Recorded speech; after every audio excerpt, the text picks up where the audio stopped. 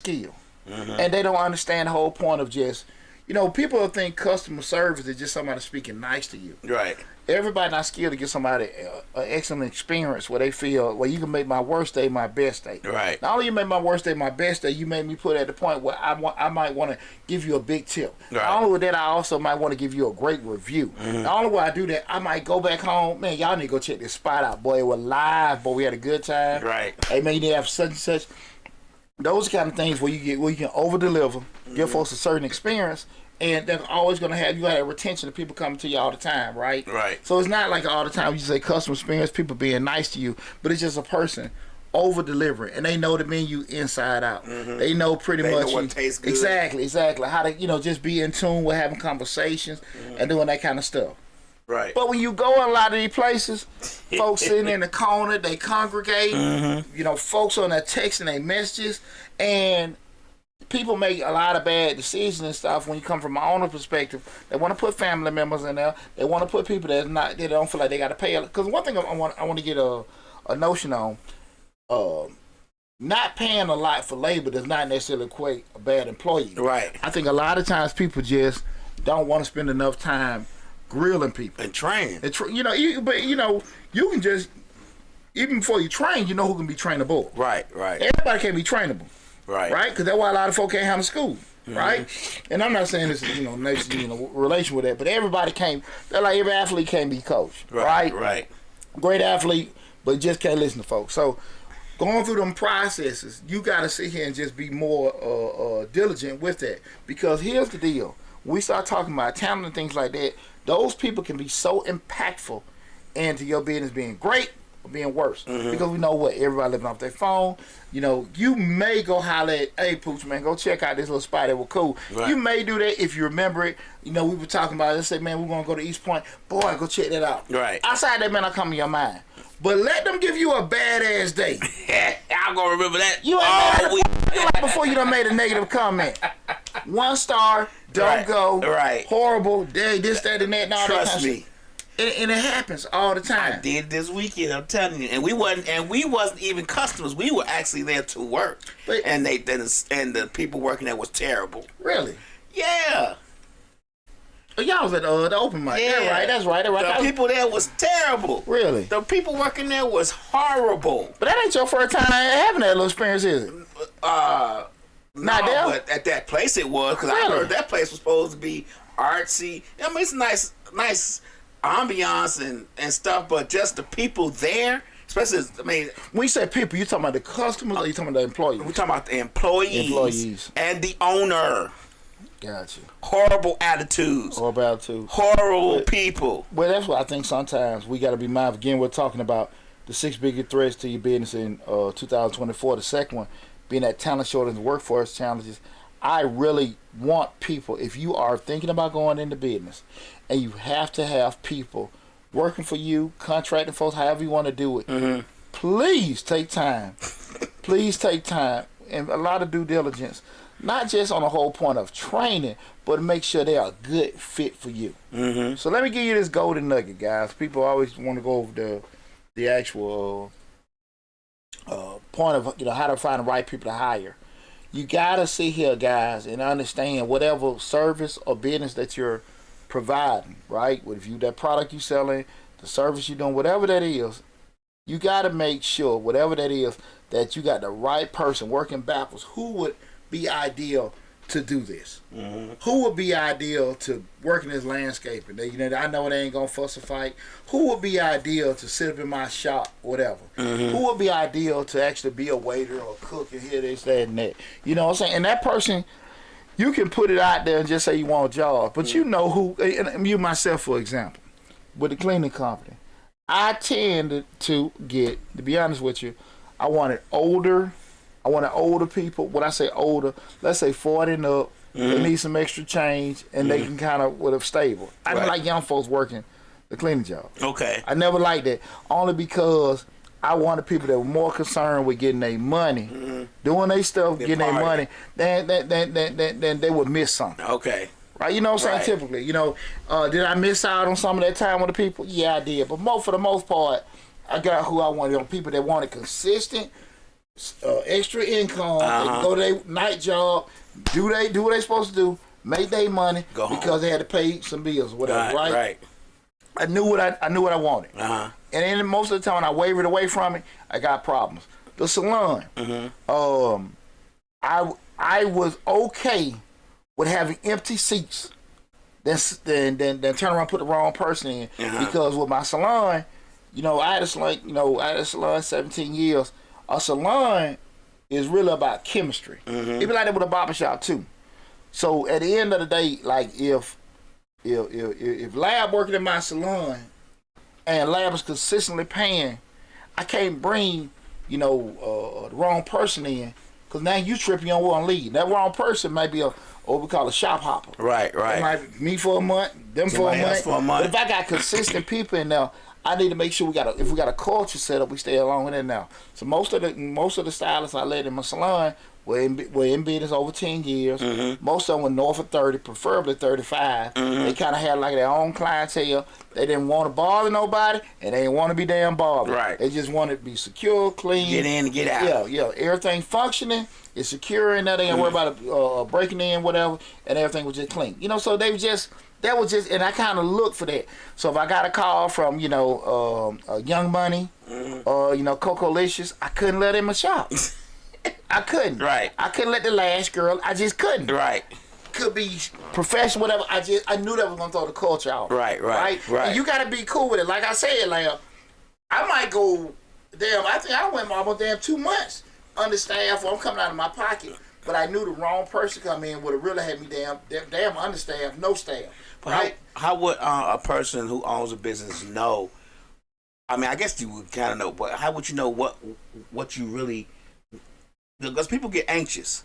They get anxious. They're like, man, I gotta have somebody else to do this, and you say waiting on the right person, but if they don't know exactly who the right fit is for that, because you got several different people in there, they don't know who exactly the right person is. Then what they're supposed, how they gonna fill that position? Because they'll be waiting forever if they don't know. That's a good question. You have to know what the right fit is. Okay. So you don't. Your culture.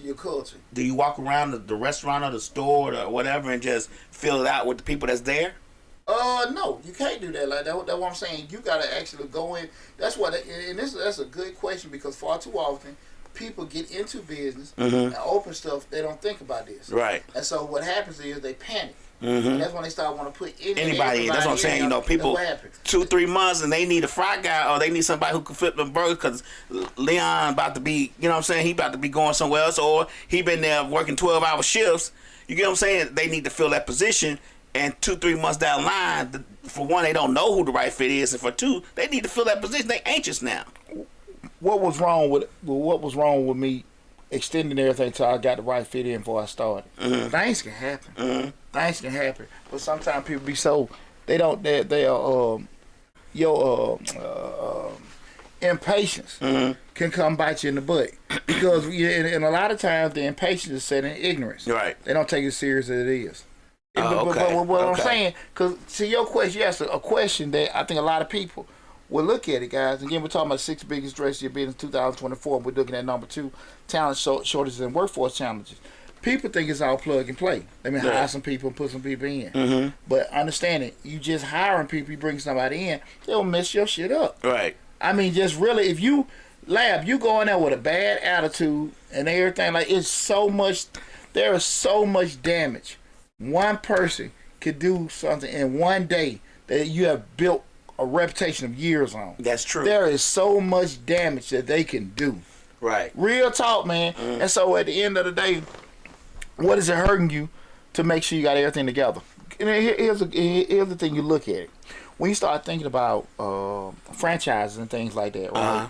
And I was in a position where in my life, when I was younger, I was with some franchise like Checkers and Rallies, whatever the new locations, right? And what always stuck with me, and even though I was younger, was that when they had them build outs and they were actually rolling everything out, they already had the management team in place and they were teaching everybody their system, right? Normally you go work at a fast food, right? It's all plug and play. You can put people in right there because the system is bigger than the person. So they're not going to have the fry guy sitting there trying to do mathematical equation. You're just doing fries. They're just doing fries, right? So you have some people that be rude here and there, but for the most part, if the order is wrong or something like that, you know, the franchise tries to take out the thinking. That's okay, I got what you're saying. Yeah, you understand what I'm saying? Just flip the burger, put it on the bun, put out the window. Yeah. Nothing, you know, where you gonna go to Roof Chris. Well, you know, hey, you gotta take that temperature. And you know, you got some people. All burgers are well done. There's no medium rare here. Just right. I get what you're saying. You know, you got some situations.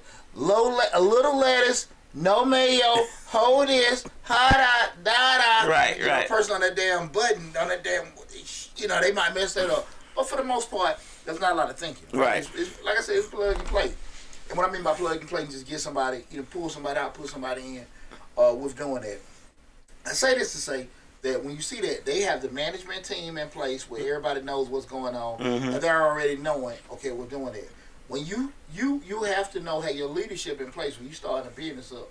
You have to make sure. And guys, remember I told you, I can go to the SBA and get you some coaching or whatever, but don't ever underestimate managing, leadership, and development. Don't ever. And you may sit there and say to yourself, damn, man, we cutting grass. Boy, you ain't thinking to do that. You ain't thinking to do that. They didn't. Right. They didn't. And you didn't think to find out if they did process like that or not. You know, I'm one of them people I can juggle 7-8 balls at a time. Majority of the people can only do two. Right? And so at the end of the day, you can't have 3-4 ball jugglers expectations for somebody to only do 2 balls at a time. Right. I get what you're saying. And I think that until you actually get some fire up under your ass, you start losing money and things become a threat. That's sometimes people get concerned. You know, and right now, man, the right labor. I mean, just having the right people work for you, man, it is crucial. Right. It is crucial, man, because, again, remember, guys, we're not looking at it from the actual, like I said, the consumer or the person that's paying for services. We're talking about as the business owner. We're talking about as a business owner. Man, you got, like, you have to spend some time and have the right people in place, because they will mess your shit up. And that's true. I'm a big proponent of good service when I'm a customer. When I go into a restaurant or wherever I go to and the service is terrible, I'm going to write a Yelp review. I'm going to write a Google review. I don't care what happens, I'm going to write one. I wrote a Yelp review one time that got over 100,000 views, and so that's 100,000 people that looked at my negative review on your restaurant. Yeah, and just think about it like this though, Lab. For the most, usually, I'm not saying this doesn't happen. Like, you know, you got.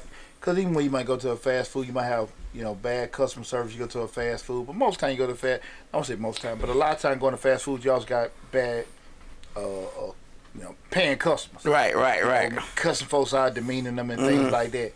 A lot of times, and I say that to say that depending on the quality of establishment you went to, sometimes they may have put something that the owners or the manager in there have some kind of skill level, how to handle stuff. A lot of them don't. Oh, okay. You know, franchise, they kind of, you know, like I said, it's plug and play. They've been trained to do that. Your mom and pop placement, I necessarily had it. Not necessarily saying that you don't get rude folks. You go to a franchise, you go to a McDonald's, something like that, too. But most of the time, really, it's plug and play. When you have those discrepancies and stuff like that, they can get rid of somebody because they can get, you know, put a new person in. The funky thing, I just think people need to understand when you actually get in that side of it, and you have to have people that actually dealing with interaction with people or actually doing something with your business. They may just be, they're not even dealing with people. They might be cutting or painting and everything like that. You got to make sure that you got the right folks, because you can actually be a painter or a landscaper. They don't do it right. Now you got to go back over there and do it all over again. And you might have to get rid of them and get somebody else. You know, we see how this can negatively impact your particular business, because you're like, damn, you know, I ain't get paid extra to go back. Right. But that's why I always tell people all the time, you know, when we go into business, make sure your price is right, because I always say, I charge for, if something happened, I ain't tripping by going back and fixing it. Right. You know, if I turn around and did it on the super low and something come back, you know, professional integrity, I'm gonna fix it. But, you know, I'm feeling some type of way because I didn't charge what I should have charged from the get-go. You see what I'm saying? I gave a name for what you do. You gave them the round trip price, not the one-way price. There you go. And you have to. Right. You have to, because, again, that way, you know, speaking for myself, something happened, you know, hey, this came back. Okay, cool. Let me get on top of it. Right, right. But you ain't paid me. You ain't did that. What we doing? You're gonna be a little bit reluctant. You got to do it, but you feel some type of way. Right. Man, I had the same such an urgency as somebody that came and just took care of stuff. That makes sense. I get what you're saying. You know? I get what you're saying. So, definitely want to look into that, guys. Again, we're talking about the 6 biggest threat to your business in 2024. Guys, call in. Call in. Again, the call-in number is 678-740-9894. Again, that's 678-740-9894. The third one is regulatory changes. Ongoing and new regulations may pose challenges, especially in industries where compliance is crucial. Staying informed and adapting to changes is crucial. A lot of times we start talking about regulatory changes, rules change from year to year. Right? My tax business, for instance, there are things that we could do years ago, back in the rapid refund days, or whatever. Right. Do now. One of the biggest things I think a lot of times people don't realize, tax businesses by law, Circular 230, you can't advertise prices. Oh, okay. You can't advertise prices. Not at all. Right? Not at all. That's why you don't see that many H&R Block commercials no more. Remember they used to advertise. They advertise services. You can advertise a service. You can't put your price. I don't never think I ever seen an H&R. They never seen a price. Right. When Rapid Refund, they had prices on there. The prices of what they could get you back or what they'll charge you. Oh, what they charge. Like they was like $95 for this and some for that and Rapid Refund. They used to do that back in the day. Well, now again, Rapid stopped. I'm thinking 05, 06. So it's been a minute. But as of now, you can't do that. Oh, okay. You can't do that. There are regulations and rules in place that a lot of times I know people that aren't versed with it push certain things, And I think that what happens a lot of times, people don't try to get abreast of certain stuff. We looked years ago here in Atlanta. Again, we're talking about the 6 biggest threats you've been in 2024. You had a lot of people that were going to events and stuff.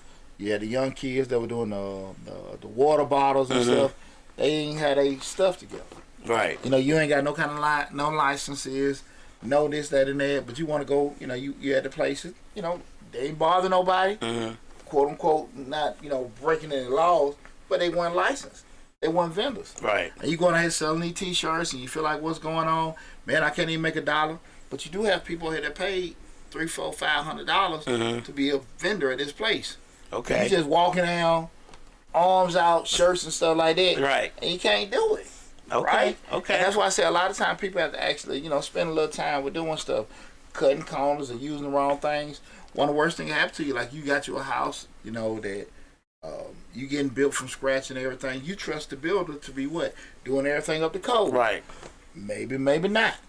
Right. Depends. Especially on the stuff that probably the actual inspector probably ain't gonna look at or may not, can't notice whatever, depending on how they come. They in a rush or not, they want to look at it, right? Or if they know the person. That's something else. All that stuff come into play, right? So regulatory changes, man, you gotta make sure that you're on top of that, because here's the deal. Something that your business was able to do one year, they may not even be able to sell that product or service the next year. Laws and regulations change. Right. Those kind of stuff you have to. Well, we always talk about the restaurant business. This year you might not have to wear gloves for this, but next year they might require you to wear gloves and a mask. Or big ones that bring a restaurant ventilation system. Ventilations, right? There are things that regulations came out this year for a lot of cigar places. I know on the south side they want to have a certain kind of ventilation system, and it has to be endorsed by the fire marshal. And a lot of them, they just started up. They ain't have it. They ain't got nothing. They got some fans. and air conditioning.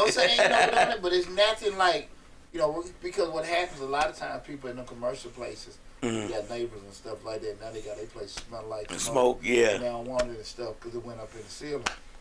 But those kind of things, like, starting now, we're doing it, whereas some folk might have been, they thought they were grandfathered in, but everything's new and different. You got to add, that could be massive cost. Yeah. Grease traps. Like when I used to manage shopping centers. At shopping centers, if you have a restaurant, you got to have a grease trap behind the shopping center. People didn't realize that. Like, you got to have a grease trap back there. Did y'all make sure they had that stuff before they got to sign the lease? Or? They had to have it before they even got the CO. Gotcha. Because the county had to come out and inspect the grease trap. It had to be inspected for cracks and whatever, but they had to have it because it was a high traffic area for one, and it was a restaurant, so you had other people in there, so you had to have that grease trap. You know, it's funny you say that loud. That was one thing when I bought the salon. Was I didn't know that a salon had to be registered because I had other businesses. I just thought I'd get the business license for that particular local municipality. The salon had to be registered with the state board, just like any other barber or cosmetologist. There was a salon thing where they had to come through and give me a license. In addition to that, I had to have that done. Health department, the damn fire marshals, all that. That was my first. That salon was my first. I had offices for other business. I never had like actually retail thing like that where I had to go through that. So that was a big learning curve. But that was one thing that was funky that I never thought about. I didn't know in regards because I must have rethought it before I bought the salon.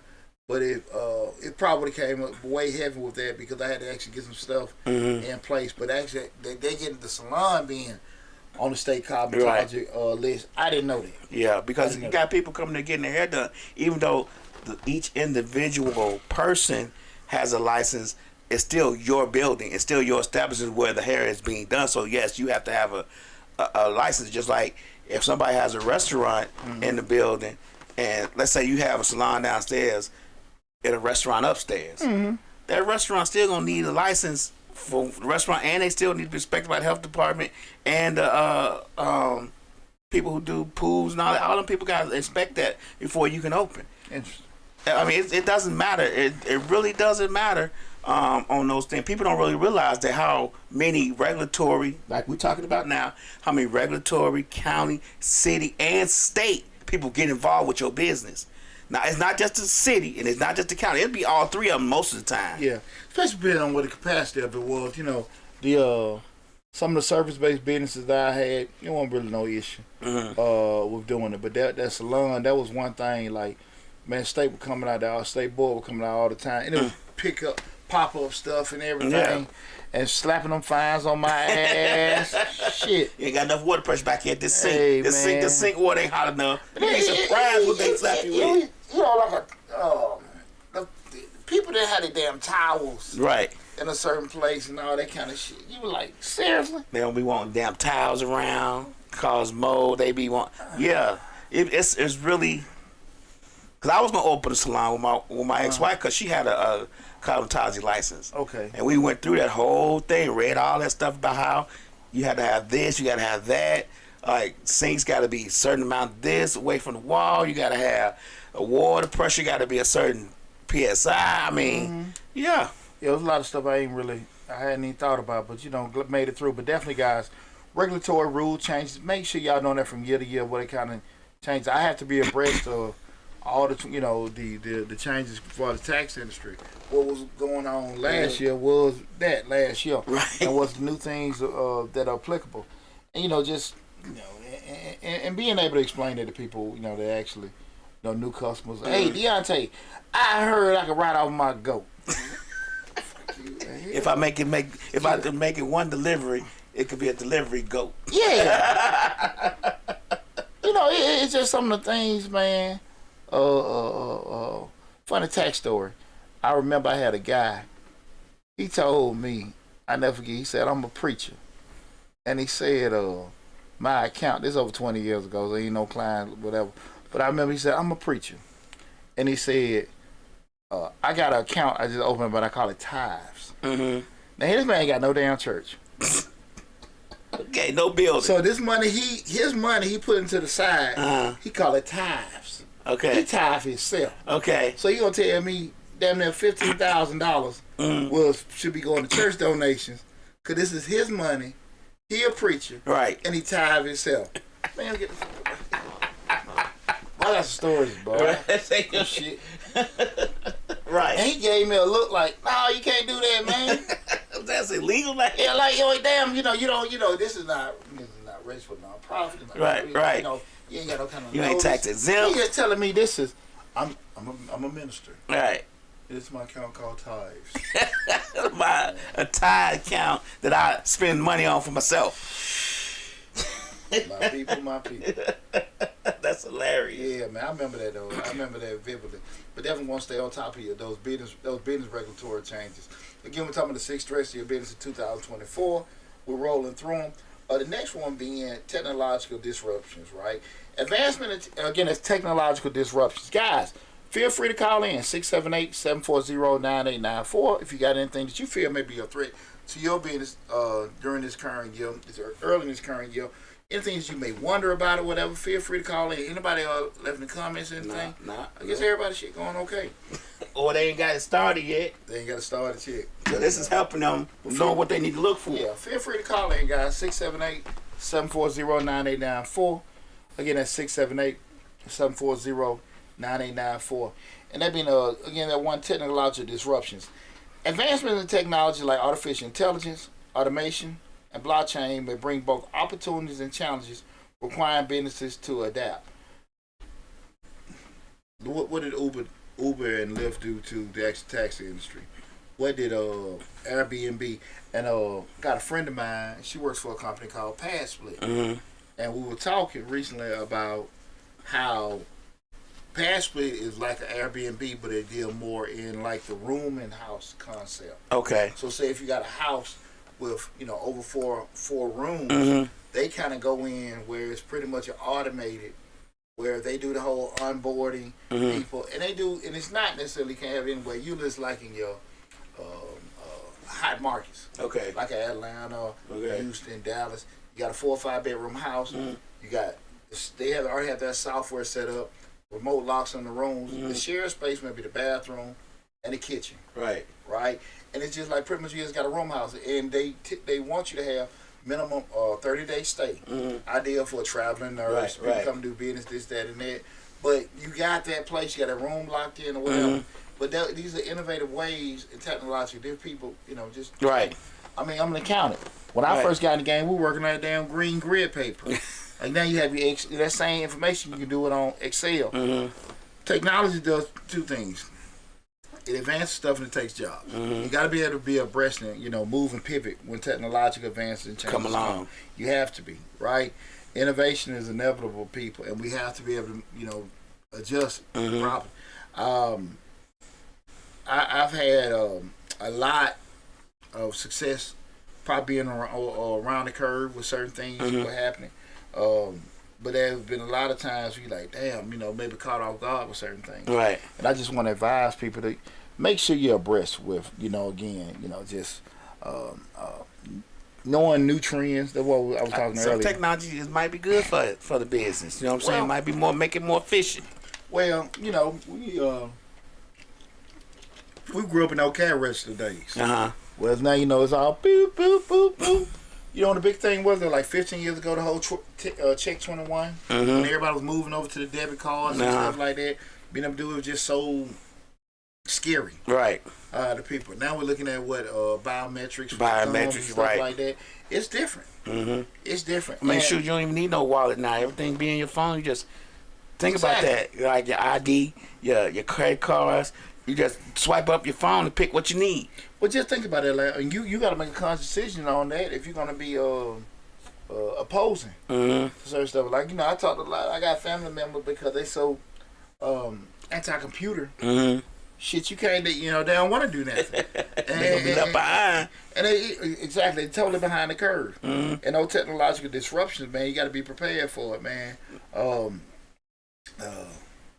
Just how the radio. I had a conversation earlier today in regards to how the internet, Google in particular, how they've thrown a big monkey wrench into the radio industry. You see, I think Cox is maybe moving Frank Ski over maybe to the TV side, but he's no longer on the show. Oh, really? The radio show. But I don't necessarily know. They said they fired him, but I think he maybe moved to more somewhere else in the company. Visual.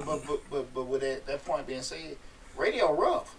I got a cousin of mine. He does operation manager. You might be listening to, but he one of the radio stations here. And I remember the conversation over 10 years ago. About 15 years ago, really. Hey man, what you think about a lot of y'all losing ad spots on to the internet? But you're gonna need a radio. The radio's all gonna be needed. Just Right. I felt then, and I feel that was a totally uninformed answer. Right. That he just really was like, it was damn near like it was a gimmick. Right. And look what we had now, man. I remember back in '03, radio spots on a V13 ALK. It's like they would give like $5,000, $8,000, $10,000 packages, and them shit. That same stuff ain't even going for hundreds of dollars now. Right. But at the end of the day, why the hell? You don't even really be thinking about it because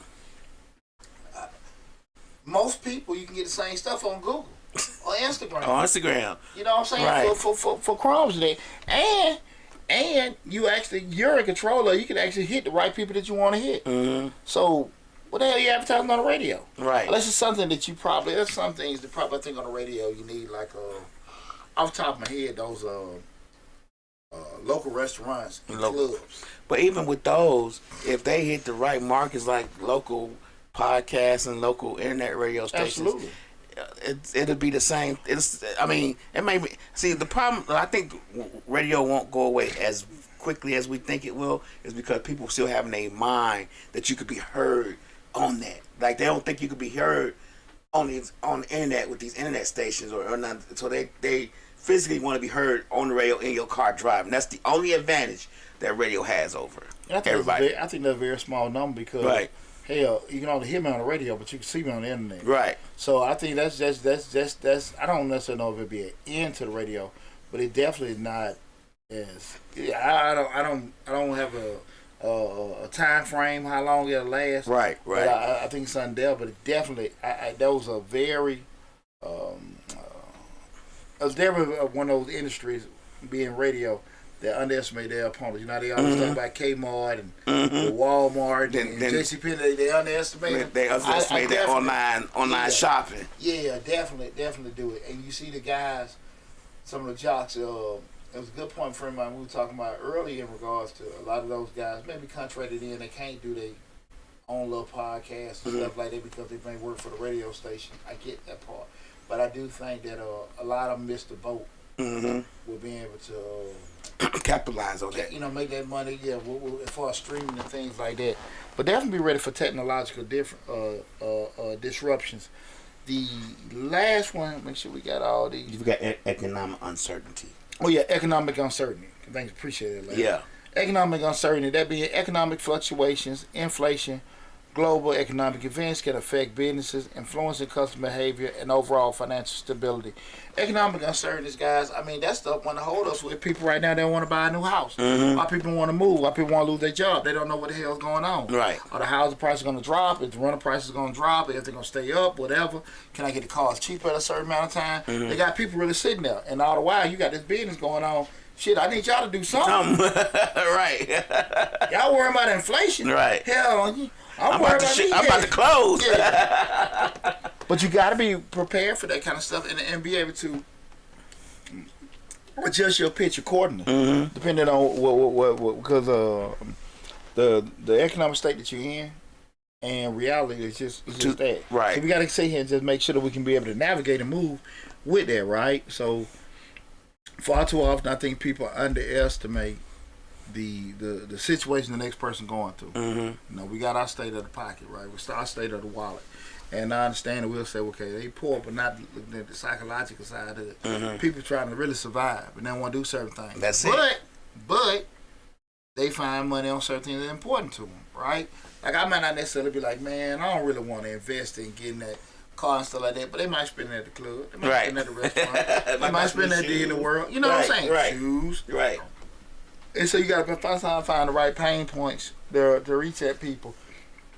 But a lot of it do be based on, you know, really how, you know, what people find important for doing that. But I mean, you think about the inflation rate the Feds talked about today.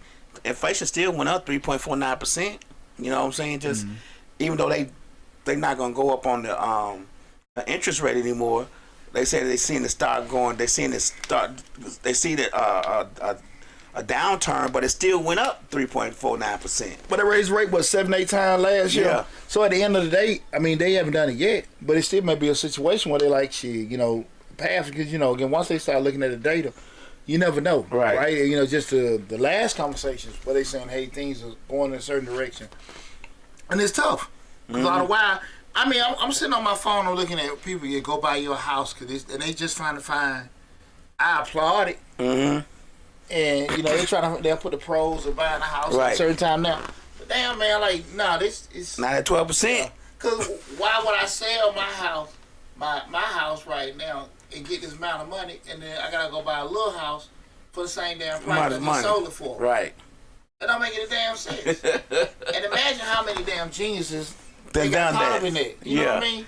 They done spend their money on a damn, or they in an apartment that's cutting their damn, all that money, the profit that they felt they made for selling the house in half. Yeah, that's what Slick say. Guys, we got the two idiots across the street. They sold their house when it was like $4 something, and Slick was like, well, what they gonna do when they gotta go rent an apartment for $1,500? I mean, for $2,400 a month. They'll get a smaller house for the same price. For the same $400. Yeah. Yeah. It makes no sense. And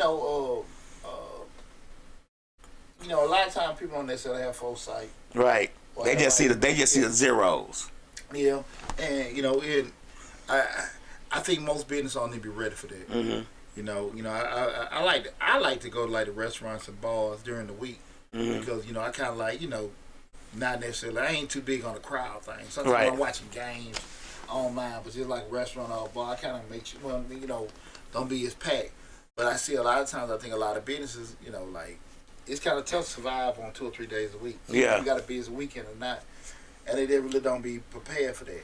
And like I said, a lot of them, like you talked about earlier, might go into panic mode with certain stuff and everything. But it'd be inevitable. Yeah. Slow time. People ain't working, people ain't making the money, people ain't receive. Especially what the hell going on. Or you might now. just not have a good place. Might not be able to have a good place. We go back to the hiring the proper folks. Yeah. The vibe in there might look good, but people have been in there and it just don't look good. So that's an economical issue. See how that ties together? Yeah. That's an economical uncertainty is being caused by the talent that you're hiring because people don't want to come in there. Don't want to come in there, and also, man, like you right now for a perfect example. A lot of folks went broke criminal. Mm-hmm. So now you sitting there like they leveling up, trying to do certain stuff.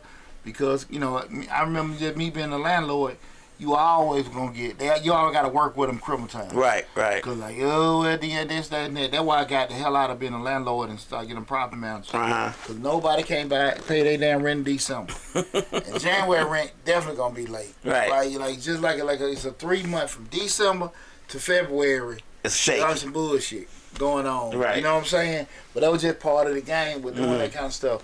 But from an economic uncertainty, like I said, inflation, global economic things, you got to make sure, especially when you are in a particular business that has,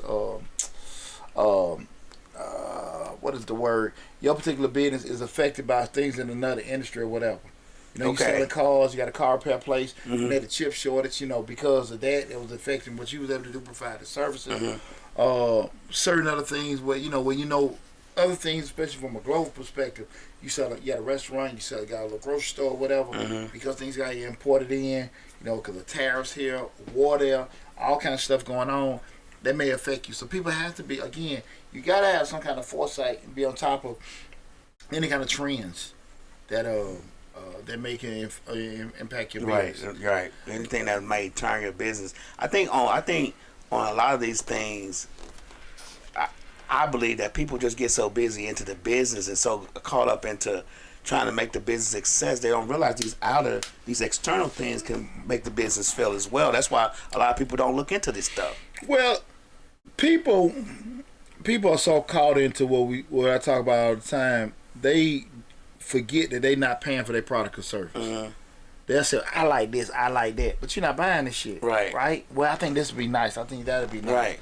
Which it may be nice to you. Right. But it may not be a big deal to the vast majority of people that are going to buy your product or acquire your service and everything. They might not like purple plates. Exactly. All the light stuff, you know what I'm saying? Right. You love them. and a lot of times when people get caught up into that, that's why you see the franchise, like, ain't nobody really got no skin in the game. Like, this is it. This is the way we're going to deliver, how everything going to look.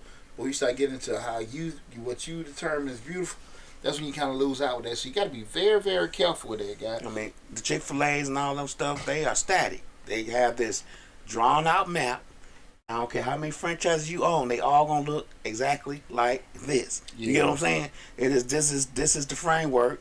This is the template that you go by, or you don't get a franchise. Plain, period, point blank. Subway is starting to go back there. Subway used to have a thing where the franchises didn't have to necessarily do what the corporate office said that they had to do. Well, since they've been sold recently, last year, the family sold it to another company. The company saying, "Nah, all the franchises, if we offering a coupon for $5 subs, they all got to offer the $5 subs." I didn't know they function like that. Yes, at first Subway, like if they had a promotion where they was getting $5 subs, if the franchisee didn't want to sell $5 subs, he didn't have to. Interesting. But now they going back to the structure of the new owners are like, nah, if we offer $2 subs with chips and a drink, every restaurant's gonna offer that, or they gonna lose their franchise. I just would assume that everybody kind of stay. Well, and they do say some of the commercials. This may be determined by local. Right. I do hear that disclaimer. They changing that though, because they were saying like this is not. It messes up those restaurants, because if I come to this Subway and they offering the special, then go to Subway around my job and they not offering the special, I'm not gonna say it's the local owner. I'm gonna say Subway full of shit. Yeah, full of crap. I'm sorry. It like it gives no employee more pleasure to take you. Nah, we ain't doing that. Not at this Subway. I got that coupon. Well, we don't take no coupon. Well, when you take it, I don't know. Exactly. That's like what the ultimate. They can just when they can tell you no and be about right something. And be right about it, because they don't take it. I don't even think about it. Now that's interesting, Lab. Yeah. Again, guys, we're talking about the 6 biggest things, 6 biggest threat to your business in 2024. Guys, call in. I know everybody got we're talking about business owners and going through different challenges, seeing different things that could be difficult or cause some kind of adversity of business. In this year of 2024. Feel free to call in, guys. Ask me, run it by me. Get a call-in number is 678-740-9894. Everybody's sad about Belichick and Saban. Everybody crying right now. That's interesting. That's interesting. Yeah. Change is inevitable. Change is inevitable. But they crying about it right now. Yeah. Saban, Pete Carroll, Mm-hmm. Couple guys, were doing it. Someone got fired. Shout out to Falcon firing Arthur Smith. Right. Shout out. I don't know how the hell they're going to go through that, man. It'd be interesting. We done had so many damn bad seasons in Atlanta. We need a good, it's the perfect city. Right. To have stuff going good. It is, because so much going on here. Yeah, it's so much. It's good city to have good teams. Yeah. Because you can make a ton of money with good teams, because so many people come here to visit. Yeah, absolutely. You think about all the movies being made. Lionsgate right down the street now. Yeah. You think about all the movies being made, and all people from Hollywood coming that's going to want to see the Lakers and the Hawks play if the Hawks is a good team. Yeah. No. It's definitely needed. But guys, again, we're talking about 6 biggest threats to your business in 2024. And we're on our last one, that being brand reputation management. The influence of social media and instant communication on a company's reputation continue to be a concern, requiring proactive reputation management. Mm-hmm. Guys, I'm gonna say this to you because I would appreciate Lab, especially Reek, get on me sometimes. I've had some of my pages, we've had some of the automated posts and stuff like that. Rick sell it like a damn bot page. Yeah, it does. And then sometimes you can put out the wrong image or information out. It can be, detrimental. Mm-hmm. Some of it can be great. But you have to make sure you got the right stuff going, because in my mind, sometimes I felt like I had to keep things looking busy. Mm-hmm. But that's why sometimes may not necessarily be the right thing for that, right? But it's very, very important that. And sometimes you can get a wrong image out with certain things. Mm-hmm. I've experimented before. I think if you haven't noticed any of my platforms, I've experimented a lot with those 10, 15-second CapCut videos to kind of, just do some things like that. And that kind of worked a little bit effectively on changing lives. He really did that with a short dollar, but those kind of things helped and everything. But just being on top of how your that social media image is with that. Because again, what we talked about earlier, you pick your phone up and on YouTube, Deonte Burden, bar and pub Right. worker slaps little kids. Right. Lady gets this, that, and that, and you hear it now. It's viral to your point, but you get that negative review.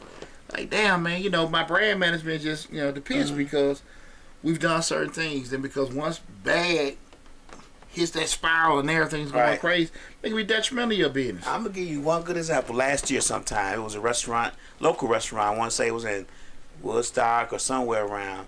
Where a lady went in the store, went in the restaurant, had her phone out, and it was a restaurant. I no offense, but it was white folks in there, and she had a camera out, and the white folks was like, "Why you coming in here? This is our place." You know, just.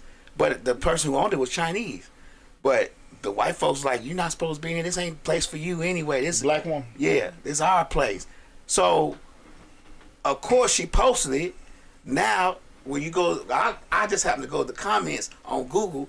All they saying is, "This is a racist place. Don't go here." And it's not one or two people. It's hundreds of thousands of people that said this now. Well, You get what I'm saying? How messed up that branding got by just that one post. yeah. And guys, remember what I said. The key thing, what I want everybody to remember, with this show in particular, do not look at what we're discussing from the vantage point of the consumer Right. or the person paying for the service.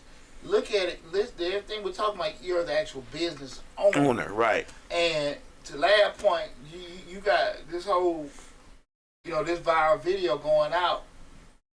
And then you say, okay, I put all this money into the aesthetics. I put all this money into social media posts, everything like that.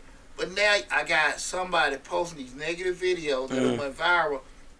You can't recover from that You shit. can't recover from it, and you can't beat it. Yeah, because the advertising you did, you paid for it. Right. This shit free. It's going free. It's the algorithm going crazy. Right. People sharing it and all kind of stuff. Man, it's And they crazy. wearing your Google reviews out. Man, Wearing you out on Yelp. It's rough, man. It's rough. And you got tons of people that are reluctant. One of my dogs had a good spot right there. You know, this is one of my partners, man, had a barbecue spot right off Tara Boulevard. And I go on TikTok about a year and a half ago, maybe 2 years ago. Stay the hell away from this place, the food. Now, my boy is a very conscious business guy. Right. I think kind of, you know, he probably wasn't as receptive to the place because he had other things going on. Okay. But I know damn well if he was the type of dude, if something was wrong, he'd have been on top He of would have it. fixed it, right. But just, that video had so much traction. It was just so detrimental. I felt some kind of way with my friend's spot because I was like, you know, I did inbox the guy, hey man, why don't you just reach out to the owner if something was wrong? Right. Like I know the guy, he'll have a conversation with you. I thought that was some punk shit, the main video and everything, but I'm just feeling that way because that's my friend. Right. But definitely that was one thing that just really just stopped a whole lot of stuff. Because people, you know, it's cool to look at the videos, like you see, you know, I can see the bars and the ladies sitting there, their legs greased up, you know, just like that, you know, like, hey man, you know, you That's where I want to be. You know, somebody special go there and everything. Hey, that's where it at. Right. So to your partners or whatever, everybody cool. That's it. Right. The ladies see the stuff. The women got the mimosas popping. Grown grown folks stuff going on here. And it's cool. Then you get down. Oh Lord.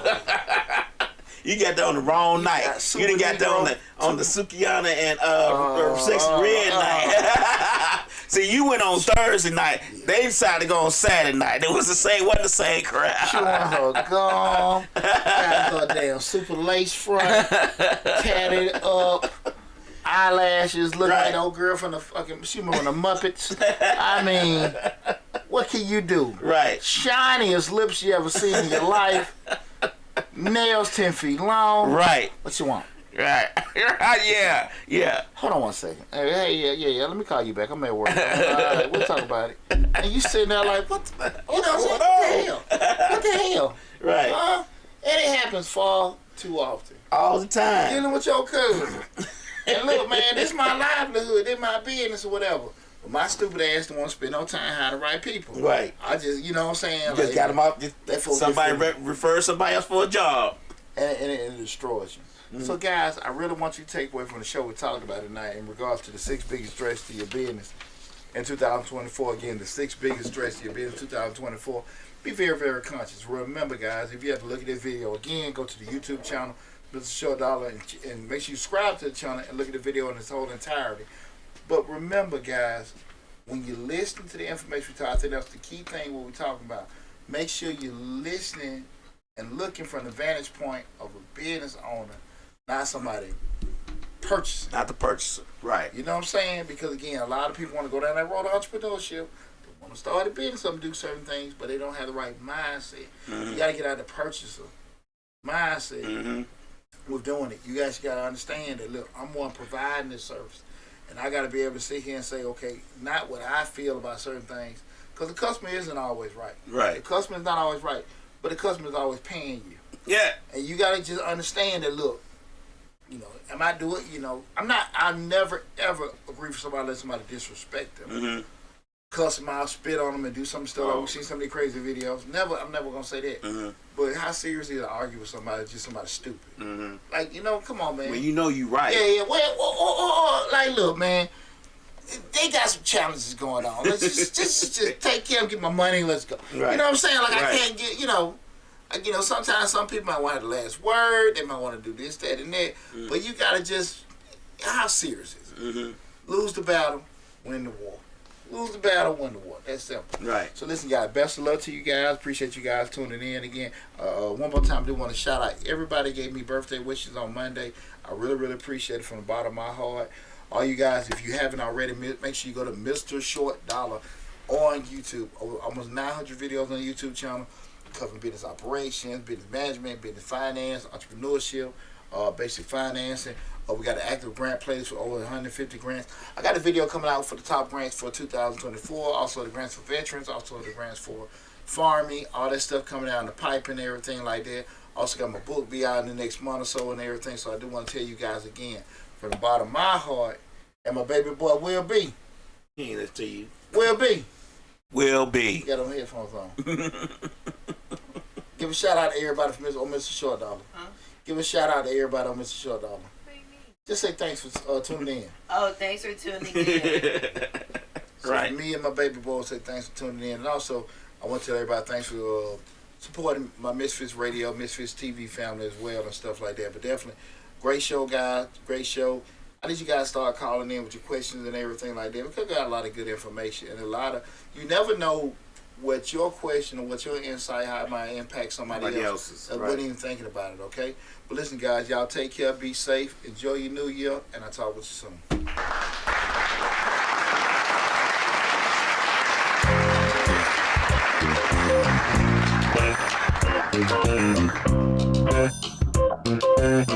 soon.